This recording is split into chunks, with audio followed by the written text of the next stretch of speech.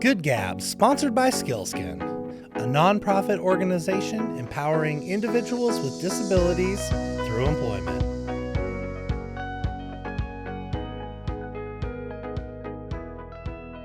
What's happening, everybody? Sometimes you're just wrong, right?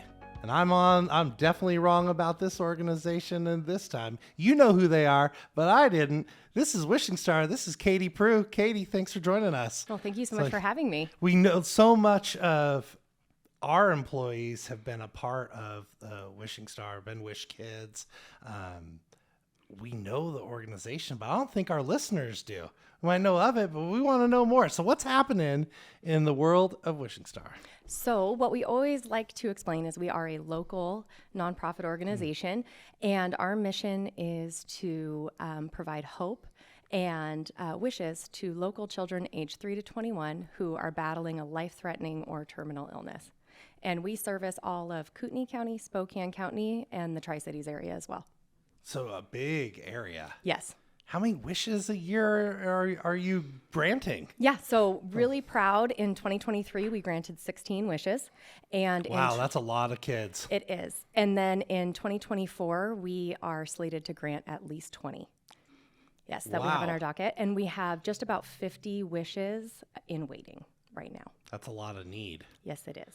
How does your team kind of work through that to make sure that you're granting, how's that work? Yep. I guess that's what I'm thinking.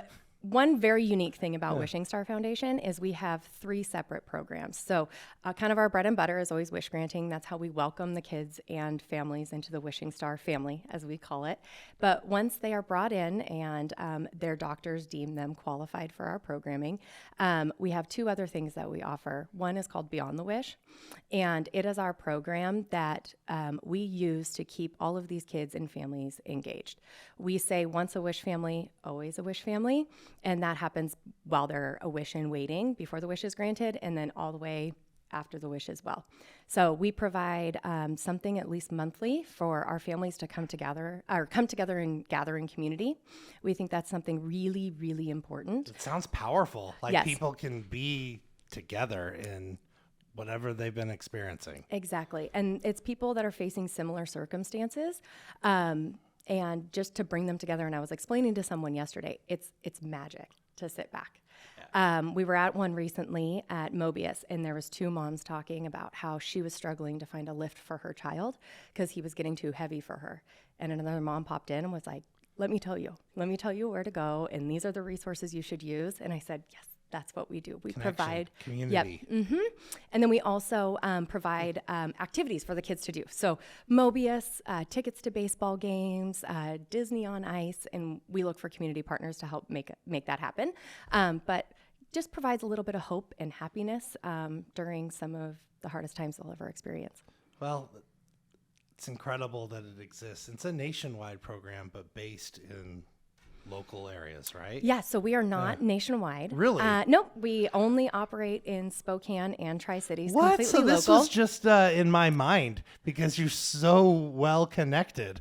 I thought it was a big program. Yeah, so... well, you heard it here, everybody. No, it is local. Yeah, 100% local. So we depend on local funding to bless local kids. Wow, I was sure wrong. One of our employees, her name's I guess ex-employee now. Her name's Nicole Garcia, and her kid was a Wishing Star kid, a Wish kid, and she said it was one of the most impactful things that ever happened in their family.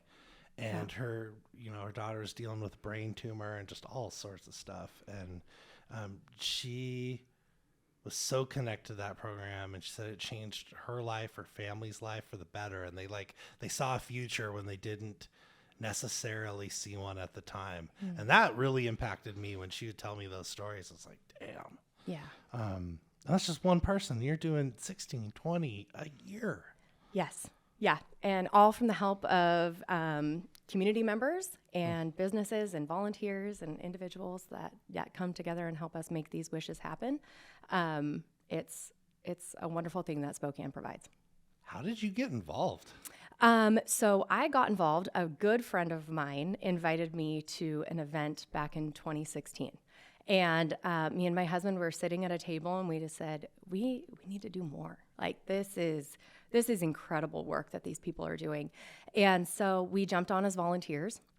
And so I was an event volunteer for quite a while, and then they approached me to serve on their board of directors.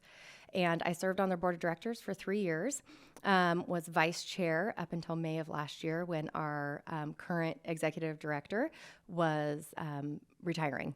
And the rest of the board approached me, and like, I have, hey, Katie, yes, what do you think? Yep, I have a work history in nonprofit. That's where most of my experience comes from. So they asked if I would kind of come on board completely full time, and I was honored and excited and didn't look back. Yeah, and so you're all coming up on a year here. Yeah, pretty close. I joined middle of May last year as an executive director. So that's awesome. Yeah. Well, tell us about the vision. Like, where do you see the organization going? How are you going to impact more people? Yeah. So kind of like I touched on earlier, I think something that makes us really unique is our Beyond the Wish program. So what we have planned for 2024 and where we're going to take it is we wanted to expand that support. We know that granting a wish is so important, but a family's journey doesn't end there. And a lot of times that they are still seeking treatment long after the wish is granted. So something that we have launched in 2024 is what we're calling our medical and travel support grants. And any family that is part of the Wishing Star family can apply, whether you got a wish 15 years ago or you're a wish in waiting. They can apply if their child needs to seek treatment away from home.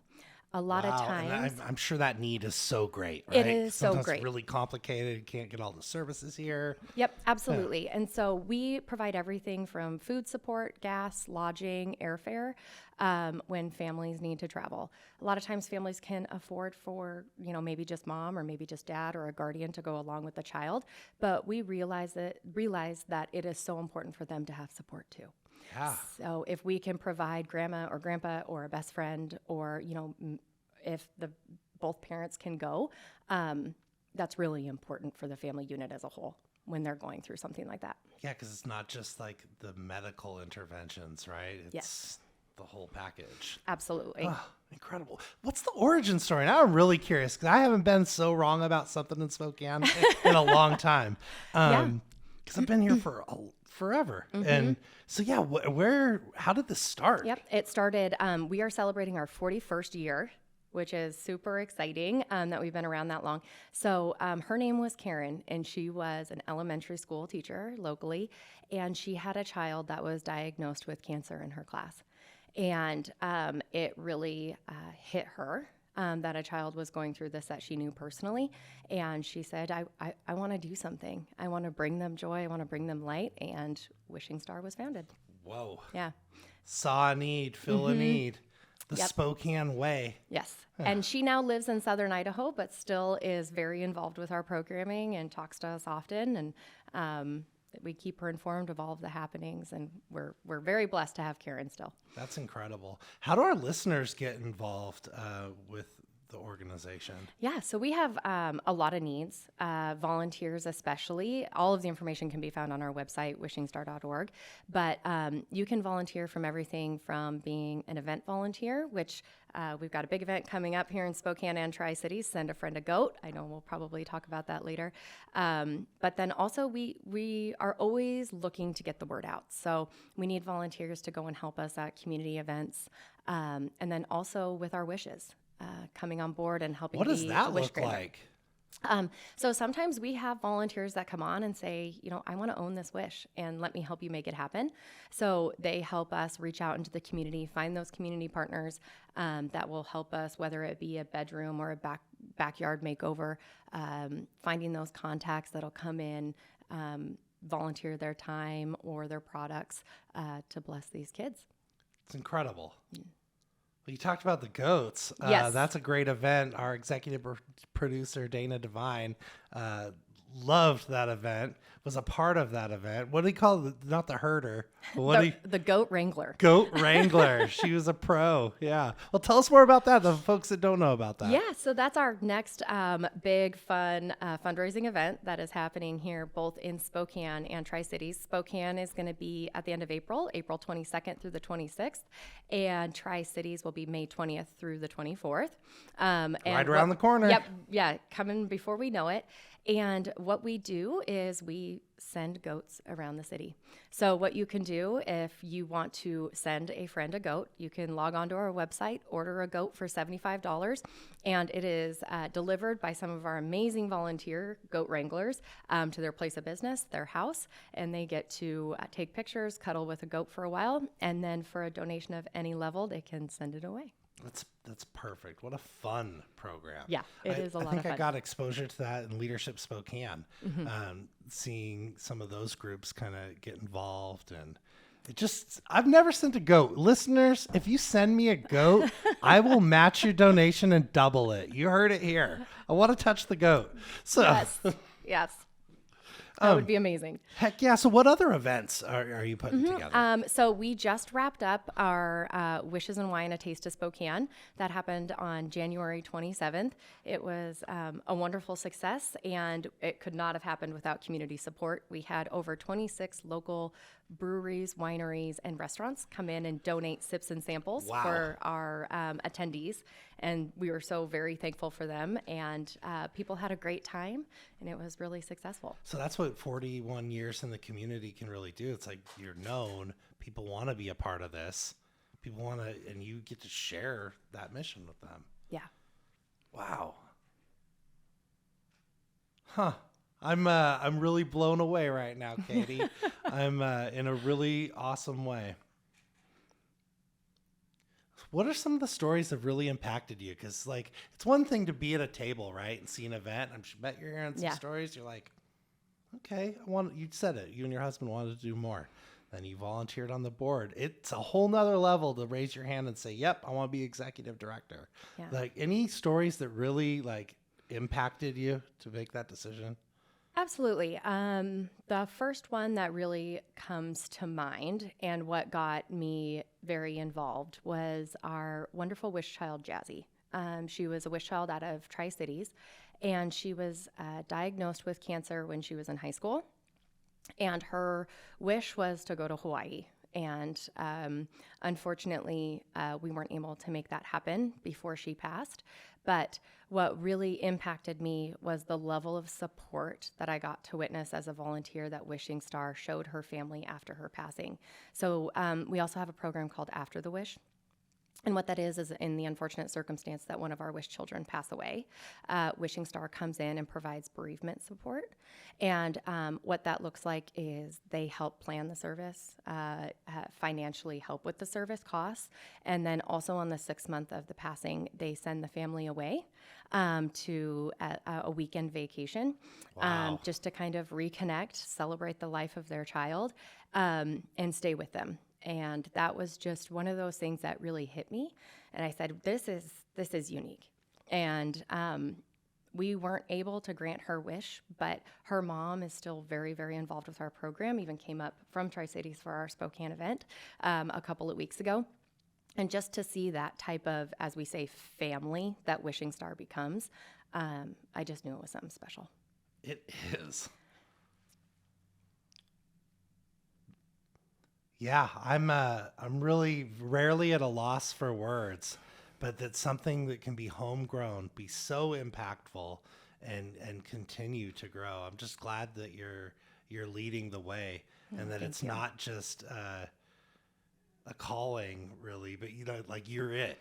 Like these are your people. This is what you want to do. Absolutely. Where does that come from you? You said that nonprofits are kind of your experience. Like, why that world? I've always just loved being involved with something that I believed was greater than myself. And just seeing the work that a few individuals can put out into the world and the ripple effects that can cause. I believe in that too, by the way. Like wholeheartedly. Yes. Yep. And one small act of kindness really can make the difference.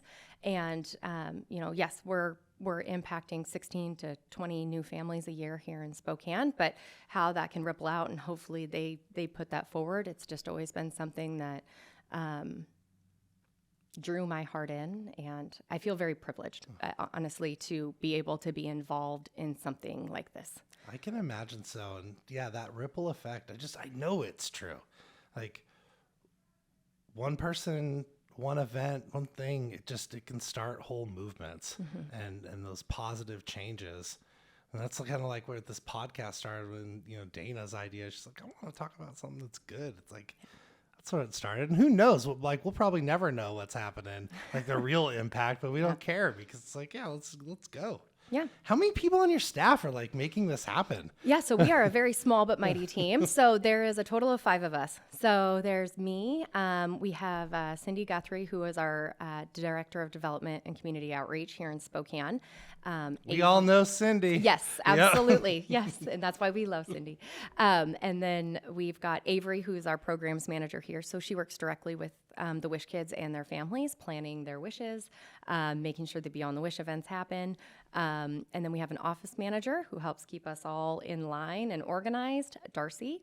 And then down in Tri-Cities, about a year and a half ago, we hired Ashley to help us manage our programming down in Tri-Cities and our community outreach down there. How did that grow into Tri-Cities? I could see just because of proximity. Mm-hmm. Yeah, proximity, and we saw a need.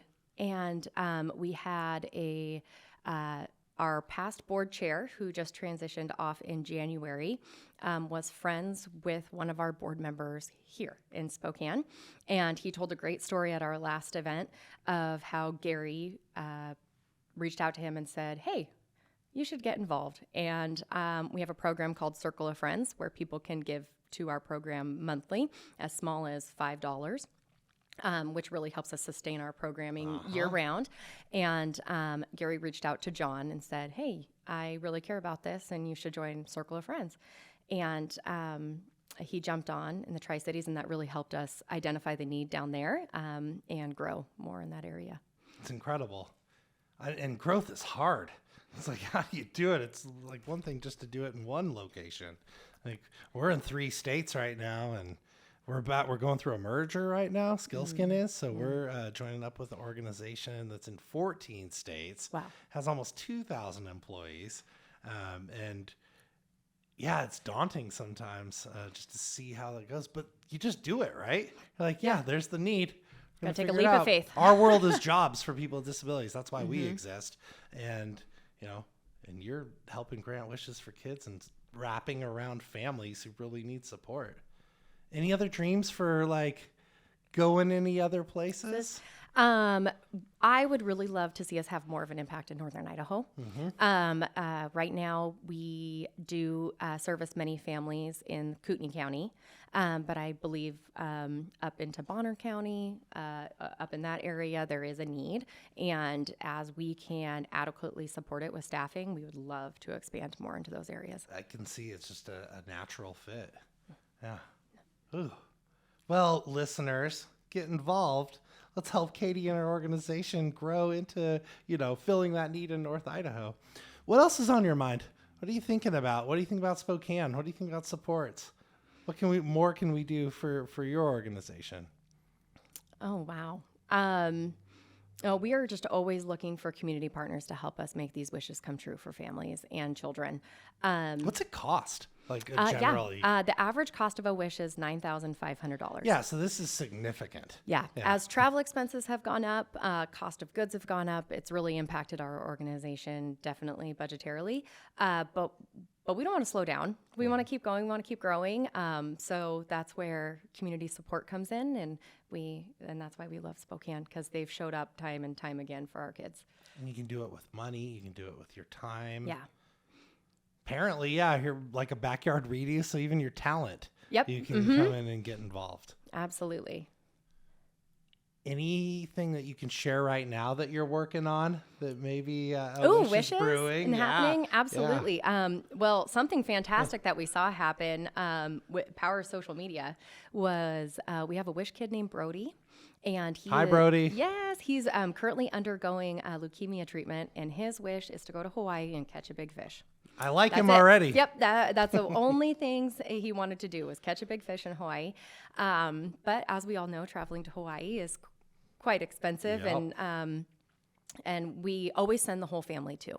That's something we really believe in. That's a commitment. It is a commitment. We send the entire family on a wish, because not only when families are going through this does it impact the wish child, but it also impacts their siblings in the family unit as a whole. So it's something we really hold firm to, is that we send everybody, whether they're a family of 6, 8, or 4. So he wanted to go to Hawaii, so we put it out there and said, well, we're going to need some support to make this one happen. And we just put it on social media and said, hey, can anyone help us get Brody and his family there? The response was, I still get emotional thinking about it. The way that people we were getting messages like this. We couldn't keep up with the people that were like, I've got a timeshare. Like, what dates do they want to go? Oh, I just moved from the Big Island. I have all these friends. Let's set up a fishing charter for them. And as of right now, we have his entire wish planned, and the only cost to Wishing Star is going to be a little bit of per diem, because we provide meals while they're there. Wish family doesn't pay for anything when they're on site, and their airfare to get there. So we had somebody come in and give lodging, all of the activities, and everything. So how quickly did that get put together once you put it out there? Oh, it was it was so fast, a week. Wow. And we had everything reserved, locked in. We even had people saying, hey, I've reserved it for this week just in case. I want to make sure you have an option. That is so cool. It was so cool. And our entire staff just, I think we were in shock and awe for a long time of just, we always know people are willing to step up and help us, but to see it happen that fast and with that much intensity was humbling for sure. That's the best part of social media, I think, for me. We all know the bad parts, no doubt, but just being able to connect people who want to help. Mm-hmm. Like our first guest on this podcast was Rick Clark. It's not Giving Back. It's Giving Back now. Giving Back Spokane, right? Yeah. Dana's on the board. Yeah, he shared Brody's post, and I'm sure probably part of that response was thanks to him. So us coming together and partnering as nonprofits is a magical thing as well. Well, I've been watching that part. Like, it's like, okay, this is cool. People want to help. You just got to give them a way to impact. And that's, to layer on the connections between the nonprofits. There's power in that. Mm-hmm. That's one thing I've noticed, even just since doing this and interviewing a ton of people and getting to know the community in a better way. The best nonprofits are the ones that are saying, hey, how can we do stuff together? How can we impact together? Leveraging those relationships. The ones who are kind of like, we're just doing our own thing, and they're siloed out, and they have their people. They're doing great work, no doubt. But the ones who are making the big impact are just like, hey, let's find those places where we connect. Absolutely. That's cool. I love it. And you said Gabe Tesh. Hi, Gabe. Yes, love hi, Gabe. Was a wish kid. That's cool. Yes, he was. He was welcomed into our program when he was undergoing cancer treatment, and we sent him to a NASCAR race. That was his wish. And now he comes back and supports our program in so many ways. And it's so fun to see that his entire journey come full circle. Just this year, he adopted one of our families for Christmas. We do a Christmas giving program where our families can apply to receive support during the holidays. And we adopt every member of the family and provide gifts and food support for Christmas. And he jumped on and adopted one of our families, went shopping for them, delivered the gifts, and even attended our event this couple weeks ago. Always fun to see Gabe. Yeah. Heck yeah. Good young man. Going places. Yes, absolutely. Well, I am so sorry that I didn't know that, Wishing Star was homegrown. Well, I am glad to know it now, and I bet I'm not the only one, right, listeners? Some of you may have thought something that too, or it's just me. I don't know. But Katie, any parting thoughts today? Anything that you want us to know? Anything you want us to get involved in? Yeah, absolutely. If you want to get involved, we're going to be launching our Send a Friend a Goat volunteer campaign here in the beginning of March. It takes about 10 teams of 3 people every day of the week to make our goat fundraiser happen. So we rely a lot on volunteer support. Or if you'd like to refer a child to our program, you can find all that information on our website. And anyone can refer a child. That's something we always like to say. Friend, family member, doctor, acquaintance, anyone can refer a child. Katie, thank you so much for educating me and us and just sharing that light. Like, you can just see that connection to this and the kids that you're helping, the community that you're building. We're happy you're in Spokane and giving your talent to this organization. Thanks for bringing us into it. Well, thank you for having me, and thank you for providing this opportunity.